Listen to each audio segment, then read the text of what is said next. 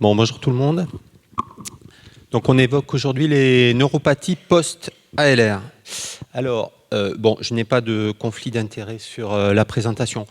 On m'avait demandé de faire ça en 15 minutes, donc j'ai pris le parti de répondre en fait à 4 questions. La première question, est-ce que c'est fréquent, les neuropathies post-ALR?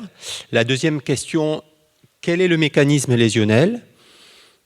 La troisième question, qu'est-ce qu'on doit faire pour réaliser le bilan lésionnel qui va nous conduire en fait à une prise en charge? Et enfin, terminer, quelle est la prise en charge que l'on peut proposer? Alors la prise en charge qu'on peut proposer pour un anesthésiste de base que je suis, c'est-à-dire qui n'a aucune compétence en douleur chronique, douleur transitionnelle. Alors, est-ce que c'est fréquent? Eh bien, oui et non. Oui, quand on regarde les neuropathies post-opératoires, en fait, selon le type de chirurgie, on a entre 1 et jusqu'à 10% de patients qui vont présenter une neuropathie post-opératoire après certains types de chirurgie, notamment la chirurgie de l'épaule, la chirurgie de la cheville. Et puis, quand on regarde la littérature anesthésique, en fait, non, c'est pas très fréquent, les neuropathies post-ALR. Ça représente moins de 10% de toutes les neuropathies post-opératoires.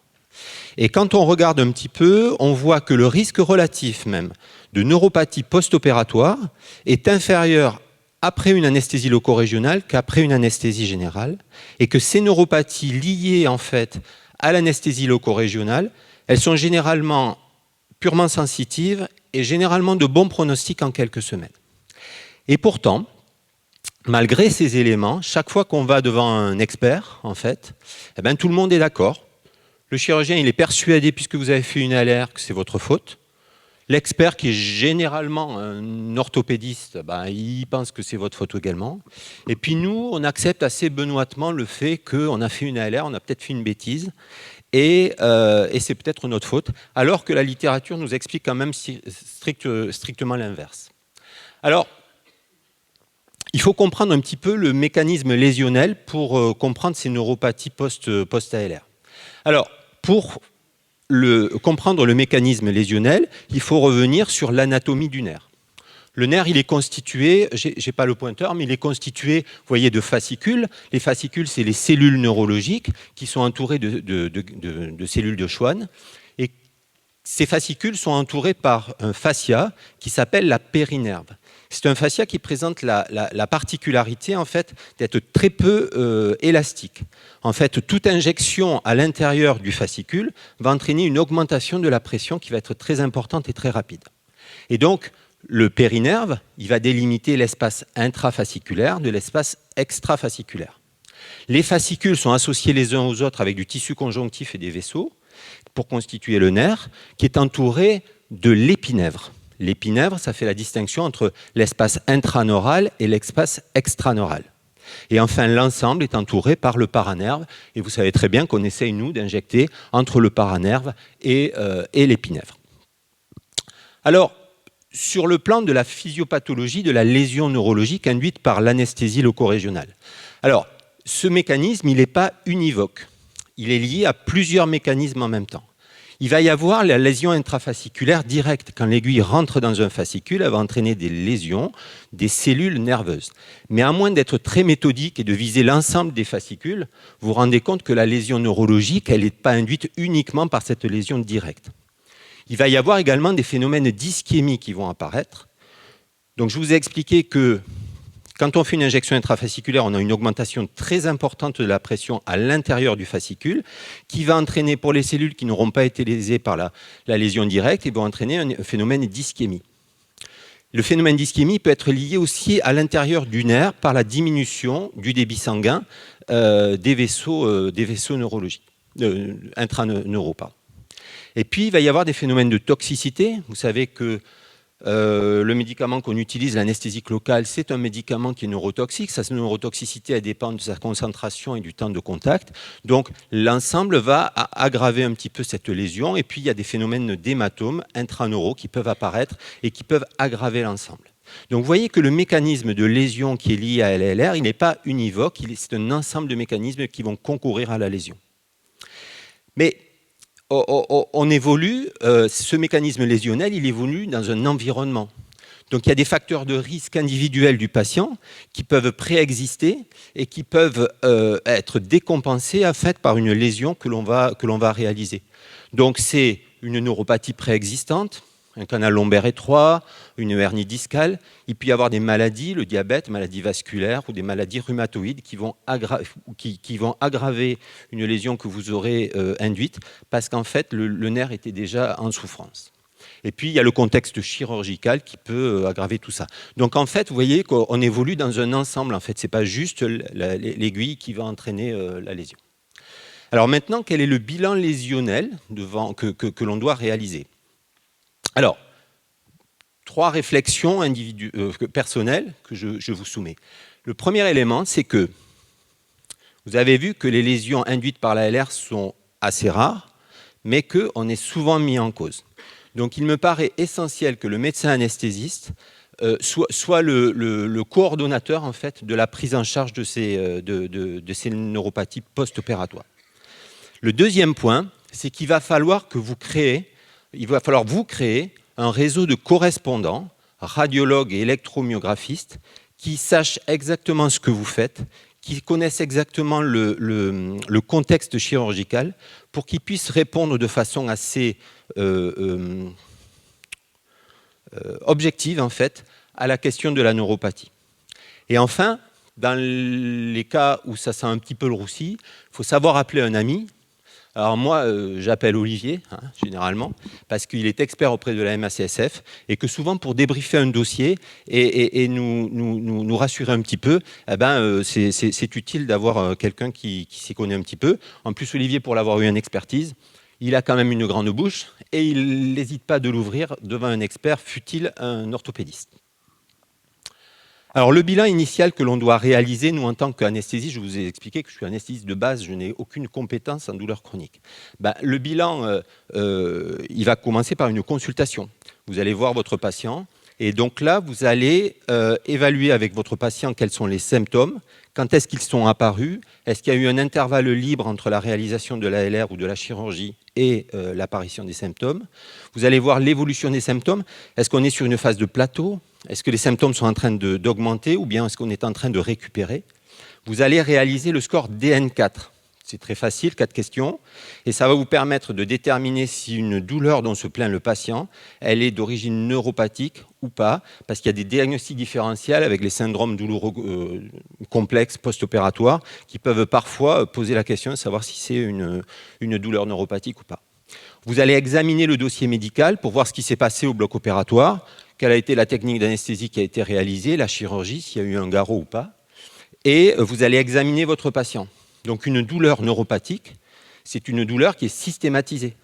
Puisqu'on a une lésion d'un tronc nerveux ou d'un nerf, eh bien on va avoir des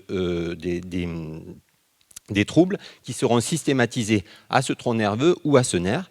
Ces troubles seront sensitifs ou moteurs selon la localisation du nerf.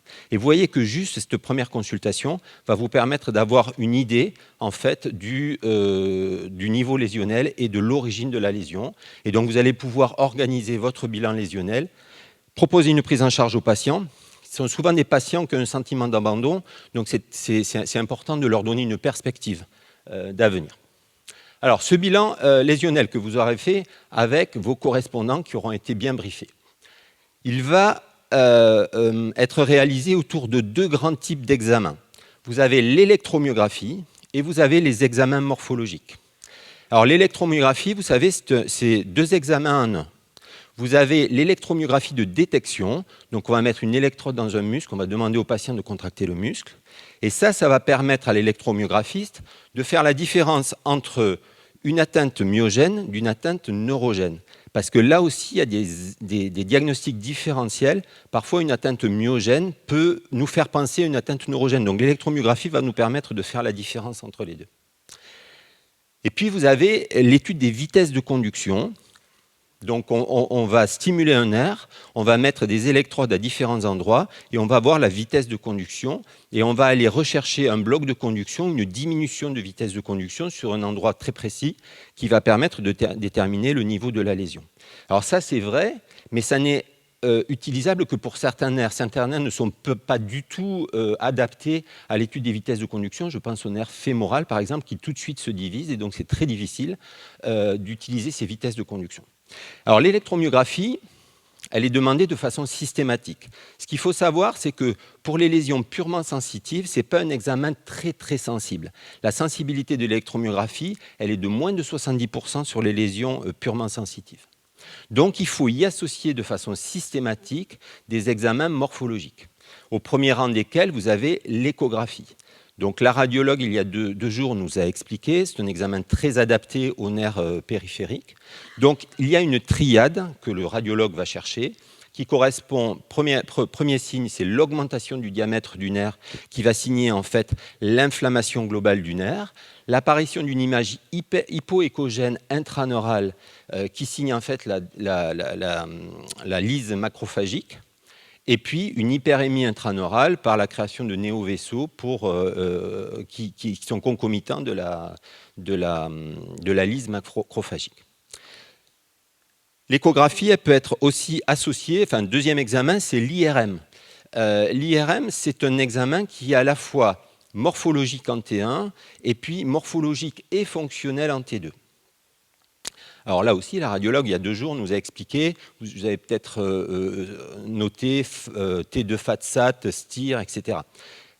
Moi, je suis allé voir mes radiologues, je leur ai expliqué ce que je cherchais, ils m'ont expliqué tout ça, j'ai tout compris, et puis quand j'ai fermé la porte, j'ai tout oublié. Ce qu'il vous faut juste savoir, c'est que si vous avez un correspondant à qui vous avez expliqué ce que vous cherchez, etc., lui, il a des éléments dans l'IRM pour affiner le diagnostic. Donc, si c'est exactement ce que vous cherchez, lui-même, il a des éléments qui vont pouvoir permettre d'améliorer le diagnostic, de répondre de façon factuelle à votre question. Voilà pour le bilan lésionnel que vous pouvez demander pour votre patient, qui va vous permettre de faire le tour et de réaliser le diagnostic et de savoir si en fait c'est l'anesthésie loco-régionale qui est en cause ou pas. Alors, au total, pour les lésions neuropathiques induites par l'ALR, pas les lésions neuropathiques post-opératoires, les lésions neuropathiques induites par l'ALR, eh bien, c'est une intrication de cause avec des facteurs de risque. Vous avez vu que le mécanisme n'est pas univoque. C'est le plus souvent sensitif, c'est généralement de bons pronostics, et par contre, on est souvent quand même étonné par la disproportion entre la gravité de l'atteinte neurologique et la plainte du patient, qui est souvent assez importante. Alors, maintenant, comment est-ce qu'on peut le prendre en charge? Eh bien, la lésion neuropathique, c'est donc essentiellement de la douleur neuropathique que nous avons à traiter. Elle va se traiter autour de 2 grands types de médicaments. Vous avez les antidépresseurs tricycliques, au rang desquels, enfin, le chef de file, c'est l'amitriptyline, qui va traiter plutôt la douleur de fond et les douleurs nocturnes.